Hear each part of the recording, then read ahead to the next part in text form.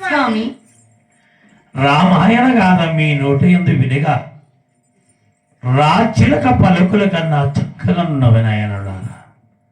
ఈ రామాయణ గాథ రచించినటువంటి పుణ్యపురుషులు కావున నాయన ఎవరు మీరు? స్వామి మేము ముని బాలకులము స్వామి. ముని బాలకుల? స్వామి. ముని బాలకులు ఇంత చక్కగా రామాయణాన్ని వినిపిస్తున్నారా నాయనులారా? నాయనులారా, అది ఏ కాదు, ప్రతి ఒక్క దినమున ఈ అయోధ్య నగరమందున మూల మూలల యందు ఈ రామనామమే వచించుచుండండి. మీకు కావలసిన బహుమతులు ఇచ్చేదను. మాకు బహుమతులు అక్కర్లేదు స్వామి.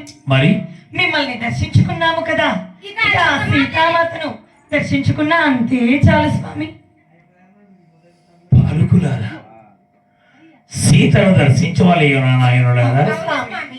అదిగో అటువైపునున్నది చూడండి. అన్నయ్య, ఆ సీత మన తల్లి అటువైపునున్నదంట. రమ్మ అన్నయ్య.